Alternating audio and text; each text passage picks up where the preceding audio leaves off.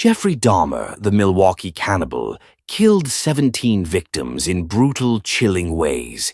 His methods and madness are unforgettable. Like, comment, and subscribe to support me. The First Murder. In 1978, Dahmer lured Stephen Hicks to his apartment. After a brief conversation, Dahmer bludgeoned him with a dumbbell, beginning a killing spree that would last over a decade. Dark desires. Dahmer's obsession grew. He desired absolute control over his victims.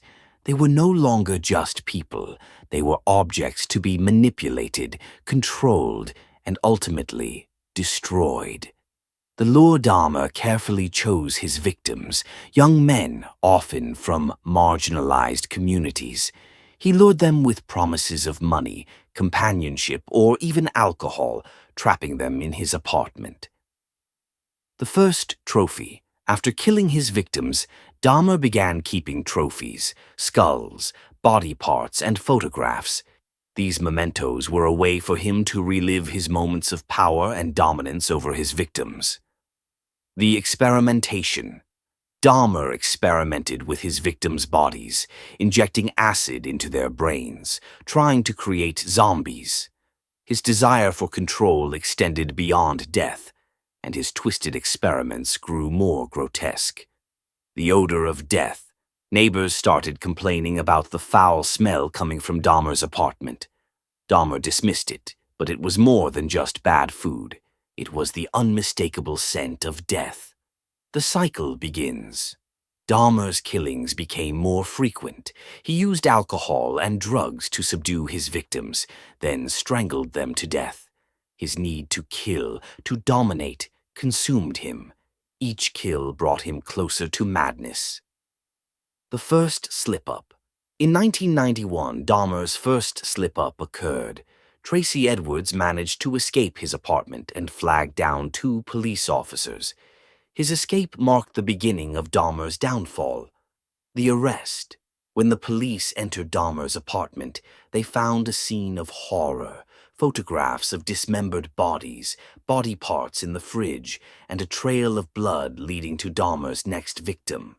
The confession. Dahmer confessed calmly, detailing each murder. He spoke of his desire to control and possess his victims. His confession was chilling, revealing the extent of his twisted mind. The childhood struggles. Dahmer's childhood was marked by neglect and emotional isolation. His parents were distant and his mother struggled with mental illness. These early experiences shaped the man he would become. Fascination with death. As a child, Dahmer began dissecting animals, collecting bones, and experimenting with the anatomy of life and death. His fascination with death grew, setting the stage for his future crimes. The early signs. By age 14, Dahmer's fantasies of murder began. His desire to kill and control others, particularly young men, began to take form. These dark thoughts grew stronger over time. The struggle with alcohol. Dahmer's struggles with alcohol deepened during his teenage years. His drinking only intensified his sense of isolation and disconnection from others, pushing him further into his dark desires. The army and discharge. Dahmer enlisted in the army at 18, but his alcoholism and behavior problems led to his discharge. Without a sense of direction, he returned home and sank deeper into his fantasies. The return to murder. By the late 1980s, Dahmer resumed his killing spree. He preyed on young men, drugging and murdering them in his apartment. He kept their remains, adding to his growing collection of trophies.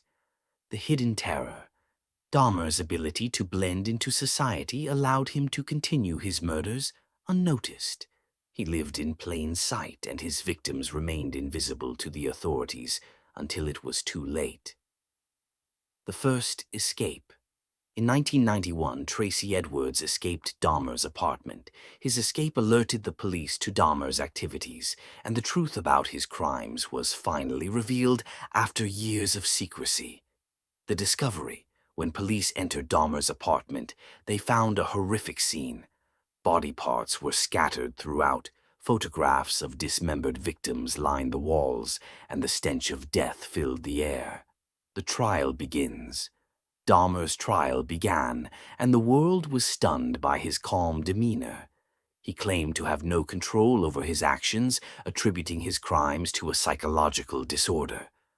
But his actions were deliberate, the defense of insanity. Dahmer's defense team argued that he was not responsible for his actions due to mental illness. However, the prosecution proved that Dahmer had been fully aware of his crimes and in control at the time.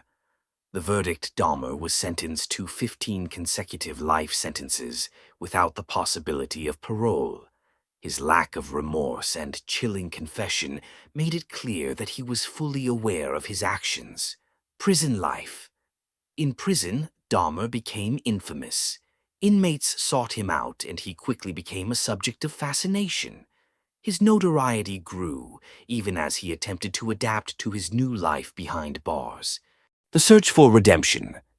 Dahmer began reading the Bible and praying for forgiveness.